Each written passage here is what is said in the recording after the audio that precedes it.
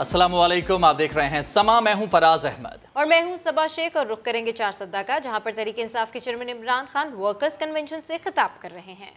ये एक इंसान को आजाद करता है,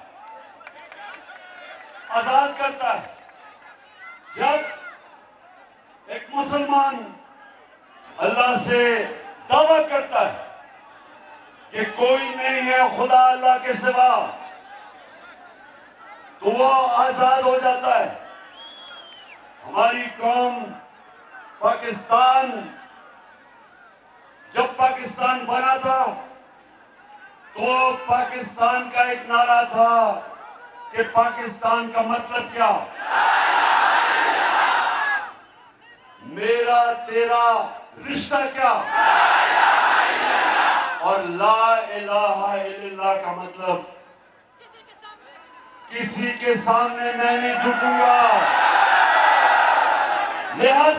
लिहाजा ये जो अमेरिकनों की इंपोर्टेड हुकूमत चोरों की हमारे ऊपर मुसल्लत की गई है, मैं सारी कौम को आज कहता हूं कि हम किसी सूरत इन चोरों को और अमेरिकनों के गुलामों को हम कबूल नहीं करेंगे। मैं और मेरे साथ अपने सबने मिलके हम पाकिस्तान की इन चोरों के खिलाफ हकीकी आजादी की जंग लड़ने के लिए निकले हुए हैं। और हमारे अल्लाह हमें यह कहता है कि जब अपनी आजादी के लिए एक कौम खड़ी होती है, वो जहाद है, वो अल्लाह के हुक्म पे आप चलते हैं, जहाद है। इसलिए जो मुर्दान से हमारा सईद अली शाह जो शहीद हुआ, उसका बड़ा ऊंचा रुतबा है, वो आजादी के लिए निकला था। और आज सारी कौम उसको भी, और जो हमारा जो लाहौर में हमारा जो कारकुन शहीद हुआ, ये दो अल्लाह की राह में आजादी की, अपनी आजादी की जद्दोजहद में ये शहीद हुए हैं। तो हम और हमारे 2-4 सदा के, अभी मैं उनको मिल के आया हूं, नौजवानों की टांगे टूटी हुई हैं। ये भी सब अपनी जात के लिए नहीं निकले थे, ये इस मुल्क की हकीकी आजादी के लिए निकले थे। तो मैं आज आप सबके सामने कह रहा हूं कि जब तक मैं जिंदा हूं, मैं किसी सूरत अपनी जद्दोजहद और जिहाद इन चोरों के खिलाफ खत्म नहीं करूंगा। मैं अपनी सारी कौम को अब तैयार कर रहा हूं। इंशाअल्लाह अब जो मैं कॉल दूंगा, तैयारी करके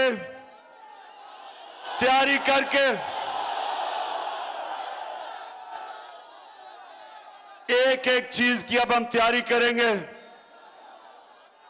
क्योंकि हमें नहीं पता था कि सुप्रीम कोर्ट ने जब कह दिया था कि यह हमारा जमहूरी हक था कि हम पुरअमन एहतजाज करें, तो राना सनाउल्लाह तुम और शहबाज शरीफ जूते पॉलिश करने वाले तुम,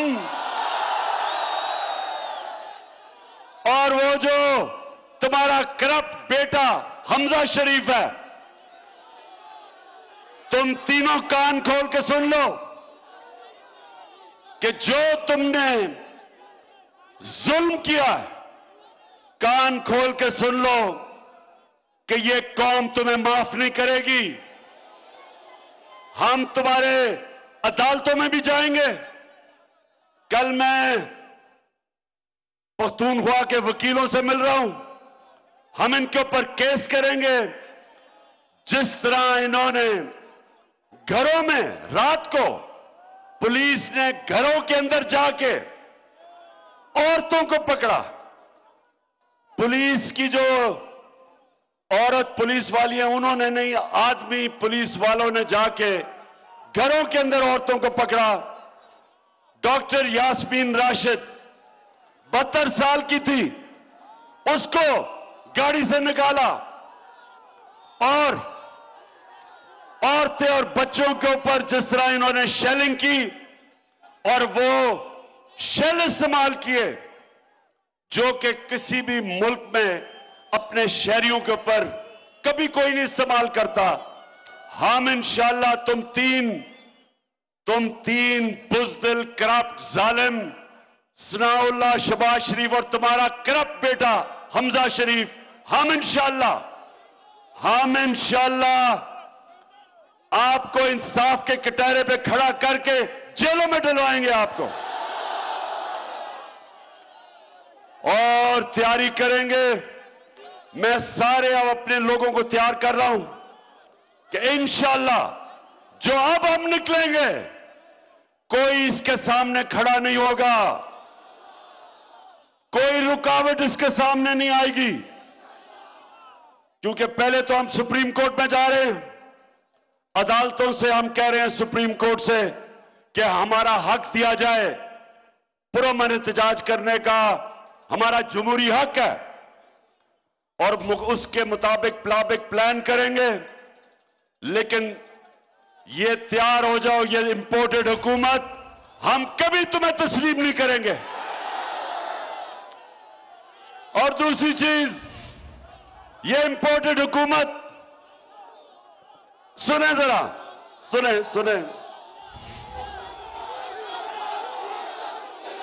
इसको ऊपर लेके आओ, उसको पकड़ो, उसको उठा लो, फ्लैक्स ऊपर दो।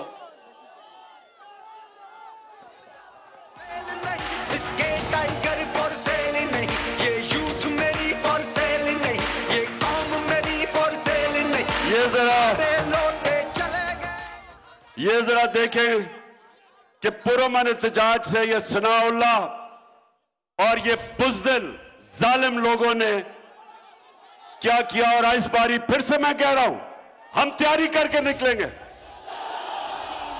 हमें हमारा हक ना दिया गया, हम हक छीनेंगे। दूसरी चीज, इस इंपोर्टेड हुकूमत ने क्या किया, मैं आपको चारसदा के नौजवानों, मैं अब आपको बताता हूं कि क्या इंपोर्टेड हुकूमत अमेरिकनों के गुलामों ने क्या किया। पहले इन्होंने पेट्रोल की और फजल रहमान की कीमत ऊपर बढ़ाई है।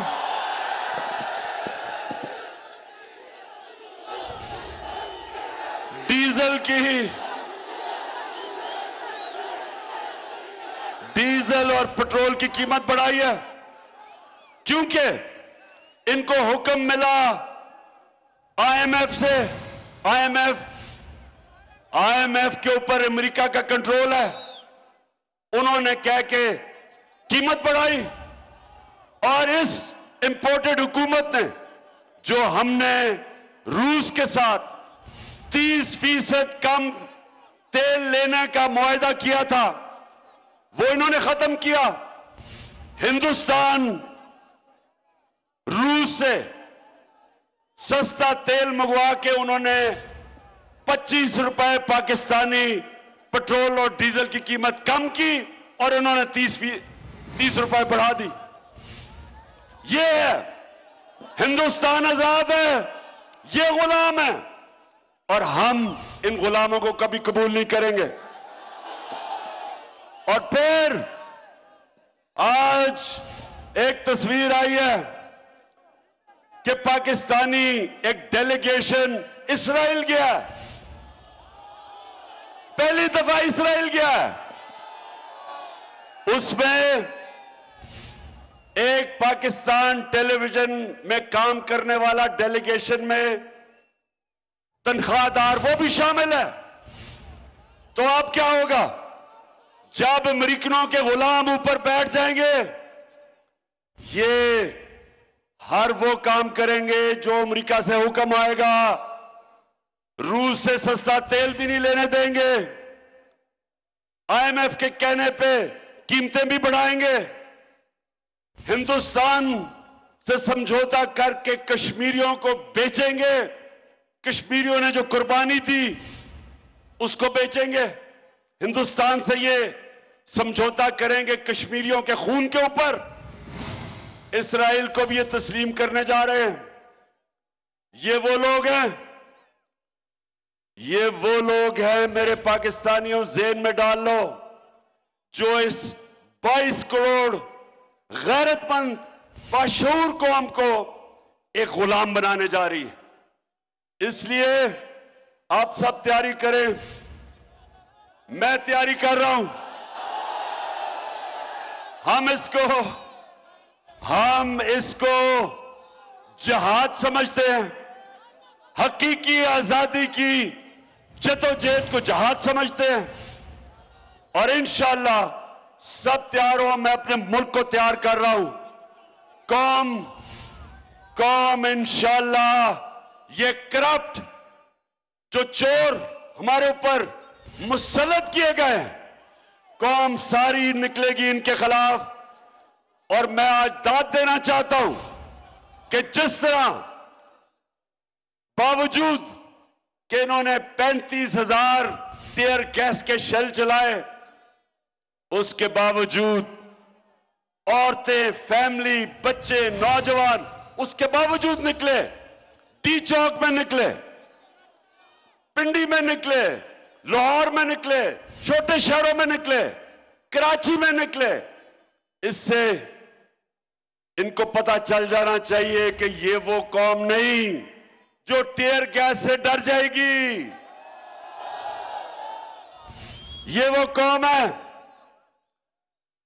ये वो कौम है जिसने खौफ की जंजीरें तोड़ दी हैं।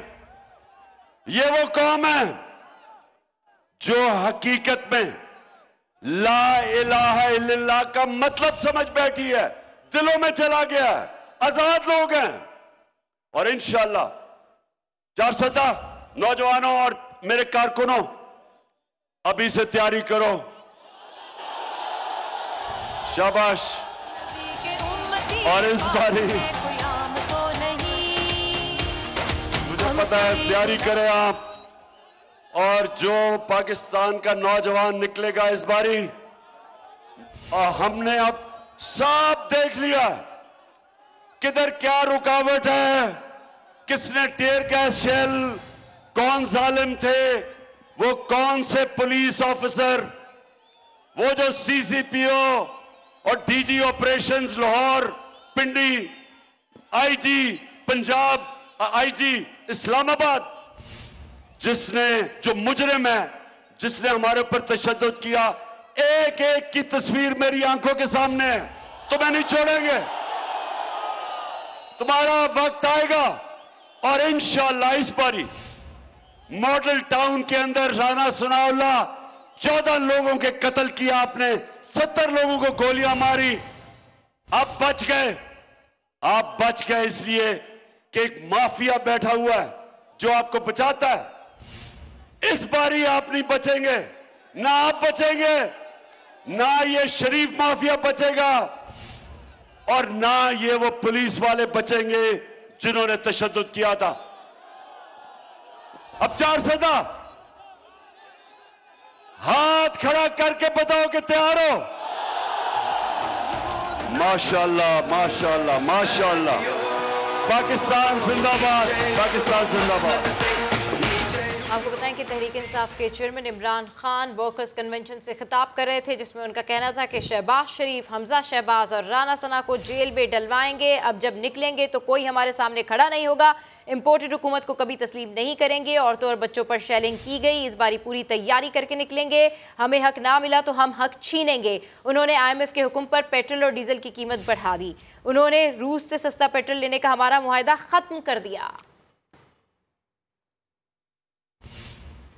आगे बढ़ते हैं और खबरें शामिल करते हैं। बलूचिस्तान के 32 अजला में होने वाले बल्दियाती इंतखाबात गैर हतमी गैर सरकारी नताइज के मुताबिक गवादर के वार्ड नंबर 1 से हक दो तहरीक के निसार अहमद 148 वोट लेकर आगे, जबकि JUI के मौलाना इलियास 74 वोट के साथ दूसरे नंबर पर हैं। गवादर के ईदगाह मेला वार्ड 23 में भी BNP बेंगल के अब्दुल्ला फैज साजिद 11 वोटों के साथ पहली पोजीशन पर है। कोलू के वार्ड 2 यूनियन कौंसिल 12 से आजाद उम्मीदवार नजीबुल्ला 71 वोट्स के साथ आगे हैं।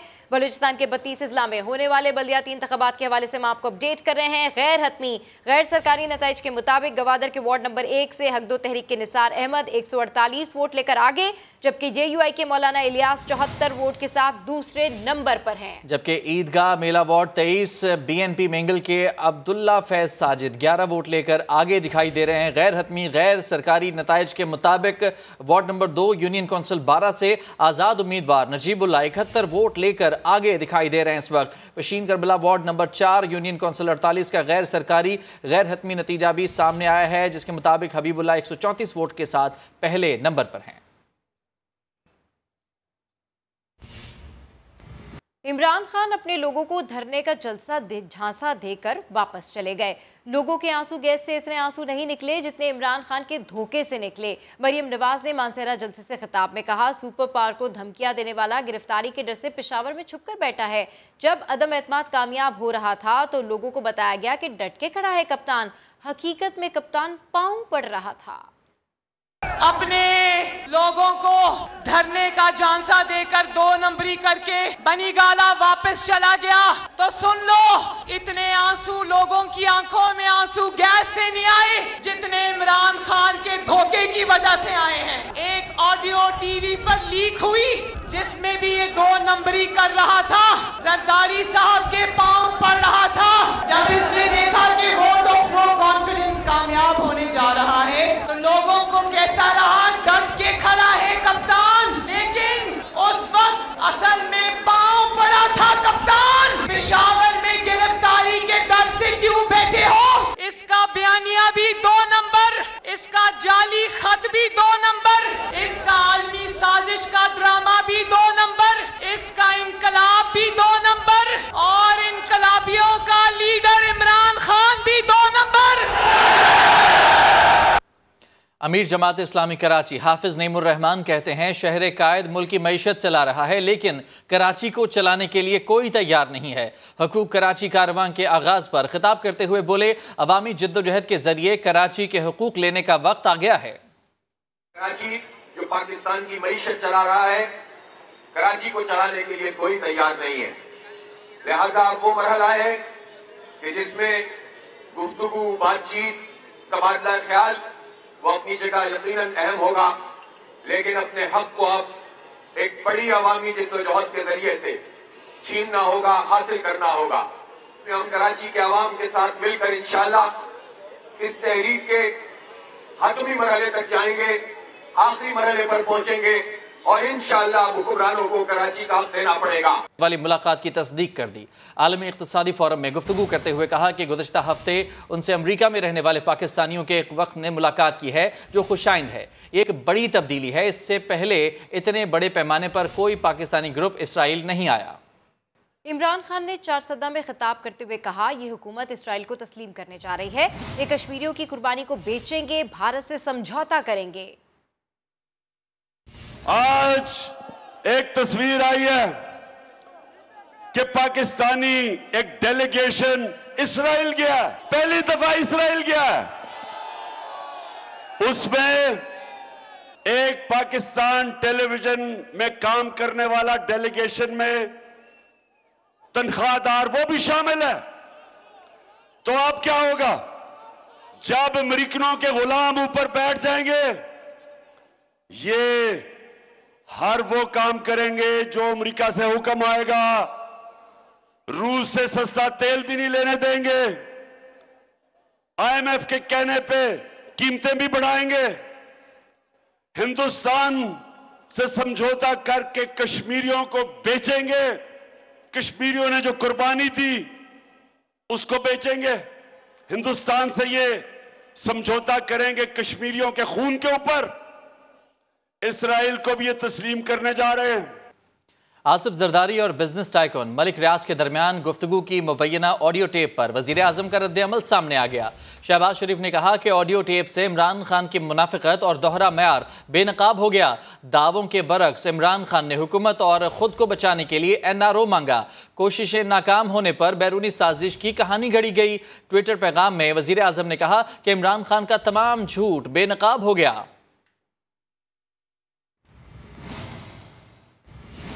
NRO नहीं दूंगा, इमरान खान ये तकरार करते रहे, मगर क्या खुद NRO मांगने चले गए? क्या तहरीक अदम एतमाद से पहले NRO मांगा गया? रहनुमा पीपल्स पार्टी आसिफ अली जरदारी और बिजनेस टाइकून मलिक रियाज के दरमियान मुबैना गुफ्तगू की ऑडियो सामने आ गई। मलिक रियाज ये कहते सुनाई दे रहे हैं, खान साहब सुलह के पैगामात भेज रहे हैं। आसिफ अली जरदारी ने कहा, नहीं जनाब, अब ये मुमकिन नहीं रहा। NRO ना देने की गर्दान करने वाले इमरान खान। तहरीक अदम एतमाद पेश होने से कबल क्या आसिफ अली जरदारी से NRO मांग रहे थे? हेलो, अस्सलाम वालेकुम सर। वालेकुम सलाम, खैरियत? साबिक सदर आसिफ अली जरदारी और बिजनेस टाइकून मलिक रियाज की टेलीफोन पर मुबैना गुफ्तगू सामने आ गई। खान की तरफ से बड़े मुझे मैसेज थे कि जी हमारा पैचअप करा दें आपके साथ। साफ सुना जा सकता है कि मलिक रियाज आसिफ अली जरदारी से कह रहे हैं कि खान साहब बार बार पैचअप करवाने की दरखास्त कर रहे हैं। खान की तरफ से बड़े मुझे मैसेज थे कि जी हमारा पैचअप करा दें आपके साथ। आज तो उसने बहुत ही किए हैं मुझे मैसेज। आसिफ अली जरदारी की जानिब से मलिक रियाज को क्या जवाब मिला, ये भी सुना जा सकता है। अब इम्पॉसिबल है ना, अब इम्पॉसिबल है ना। आसिफ अली जरदारी का ये जवाब अब नामुमकिन है। वाज़ेह कर रहा है कि तहरीक अदम एतमाद को रोकने के लिए क्या क्या कोशिशें की गईं और क्या इसके बाद साजिश के बयानिए में कोई दम रह जाता है। PTI रहनुमा शाह महमूद कुरैशी ने इमरान खान से मंसूब ऑडियो को झूठा करार दे दिया। NRO मांगने की कोशिश की भी तरदीद कर दी। बोले, सवाल ही पैदा नहीं होता कि इमरान खान किसी टाइकून से गुजारिश करें कि आसिफ जरदारी से राबता करा दो। ये झूठी और बेबुनियाद बात है। बेबुनियाद, डॉक्टर्ड, और हम उसको तस्लीम ही नहीं करते। इमरान खान साहब की कल की प्रेस कॉन्फ्रेंस उठा के देखो, उनके व्यूज़ हैं उनके बारे में, वो किसी से ढके छुपे नहीं है। सवाल ही पैदा नहीं होता कि इमरान खान साहब किसी टाइकून से गुजारिश करें कि मेरी आसिफ अली जरदारी से कोई राब्ता करवा दो या कोई हमारी अंडरस्टैंडिंग करवा दो। सवाल ही पैदा नहीं होता। मैं as vice chairman of the party कह रहा हूँ, this is absolute nonsense. Long march से 2 रोज पहले क्या हुआ था? मुबैना ऑडियो पर नायब सदर नून लीग मरियम नवाज ने अहम इंकशाफ कर दिया। वजीर दाखिला राना सना कहते हैं, मलिक रियाज के जरिए इमरान खान NRO मांग रहे थे, मगर पीपल्स पार्टी रहनुमा राजा परवेज अशरफ ने साफ कह दिया किसी खास बात के बारे में कुछ नहीं जानता। हाँ, इतना जरूर है कि मलिक रियाज और आसिफ अली जरदारी में ताल्लुकात तो हैं। खान की तरफ से बड़े मुझे मैसेज थे कि जी हमारा पैचअप करा दें आपके साथ। अब इम्पॉसिबल है ना, अब इम्पॉसिबल है ना, अब इम्पॉसिबल है ना। आसिफ जरदारी और मलिक रियाज की मुबैना टेलीफोनिक गुफ्तगू। मरियम नवाज कहती हैं, इमरान खान जलसों में तनकीद करने वालों से चुपके मिन्नतें क्यों करते थे? लीगी नायब सदर ने बड़ा इंकिशाफ भी कर दिया।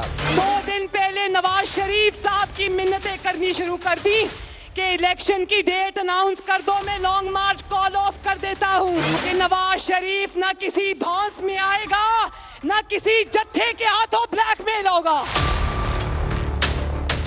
वजीर दाखिला राना सनाउल्लाह ने कहा, साबित हो गया इमरान खान NRO मांग रहे हैं। इसमें जो बात समझ आ रही है, मलिक रियाज साहब जो बात कर रहे हैं, तो वो सीधी जो है वो खान साहब की तरफ से NRO की जो है वो फरमाइश है। अदम एतमाद की तहरीक कामयाबी के मरहले में दाखिल हो चुकी थी, तो उस वक्त हमने वैसे अदरवाइज भी ये सुना था। स्पीकर कौमी असेंबली राजा परवेज अशरफ ने आसिफ अली जरदारी और मलिक रियाज के दरमियान गुफ्तगू से लाइल्मी जाहिर कर दी। इस मखसूस मुलाकात के बारे में आप जो बात कर रही हैं या जिसके उसमें क्या बात हुई और आप पता करना चाहती हैं कि इसका बात का मकसद क्या है, तो ये आई एम सॉरी, मुझे इसका इल्म नहीं है। मुबैना ऑडियो के बाद NRO ना देने से मुतालिक बयानात पर कई सवाल खड़े हो गए। और अब कुछ दीगर खबरें शामिल करते हैं। कराची में शार फैसल से शार कायदीन जाने वाली सड़क की तामीर कर दी गई। मजीद जानते हैं मोहम्मद अली हफीज से। अली हफीज बताइए, सड़क तामीर कर दी गई है? जी बिल्कुल, कराची की टूटी फूटी सड़कों को बनाने का मिशन है। कराची डेवलपमेंट अथॉरिटी KDA का इदारा भी जो है इंतहाई मुतारिक दिखाई दे रहा है। शारा फैसल से जो सड़क शारा कायदीन जाती है नस्ला टावर के अतराफ में आधा किलोमीटर से ज़ायद की सड़क है, ये टूट फूट का शिकार थी। KDA इंतजामिया की टीम इस वक्त काम कर रही है, मशीनरी काम कर रही है। नई सड़क जो है ये तामीर की जा रही है। कैमरामैन इमरान आपको दिखा सकेंगे, पूरी सड़क जो है इस पे काम जारी है। नई सड़क ये डाल दी गई है, नई सड़क बना दी गई है। काफ़ी मुश्किलात थी। कुछ रोज़ पहले जो है यहाँ पर सुप्रीम कोर्ट के अहकामात के बाद नस्ला टावर मिसमार किया गया था, जिसका मलबा भी इस रोड पे आ गया था। पहले मलबा साफ़ किया गया, अब जाके KDA ने जो है इस सड़क को बना दिया है, जिसके बाद यहाँ से गाड़ियाँ गुजर रही हैं। ट्रैफिक के लिए ये रास्ता खोल दिया है। अगर हम बात कर लें बल्दिया उज़्मा कराची या KDA, दोनों इदारे जो है इंतहाई मुतारिक दिखाई दे रहे हैं। रात के पहर भी दिन में भी जो है सड़कों की मुरम्मत का काम और नई सड़कों का डालने का काम जो है, नई सड़कें बनाने का जो काम है वो तेज़ी के साथ जारी है। जी, अपडेट करने के लिए शुक्रिया। जमात इस्लामी के तहत मज़ार कायद से शुरू होने वाला हुकूक कराची मार्च मंजिल की जानिब रवा दवा है। क़यादत हाफिज नईमुर रहमान कर रहे हैं। मजीद जानते हैं सलमान अहमद से। जी सलमान, अपडेट कीजिए। ये जमात इस्लामी के तहत हुकूक कराची कारवां अपनी मंजिल की तरफ गामजन है। ये कारवां मुख्तलिफ इलाकों से, मुख्तलिफ शहरों से होता हुआ जो है वो Nazimabad, north Nazimabad, north Karachi, Nagan Chowrangi, power house Chowrangi, Shafiq Mor, Sohrab Kot और फेडरल बी एरिया से होता हुआ ये सुपर मार्केट लियाकताबाद पर इख्तिताम पज़ीर होगा। हैदरी और लियाकताबाद में जो है वो बड़े जलसों का इनेकाद किया जाएगा, जिनसे जो है वो हाफिज नईमुर रहमान जो कराची जमात इस्लामी के अमीर हैं वो खिताब करेंगे। अपडेट करने के लिए शुक्रिया सलमान।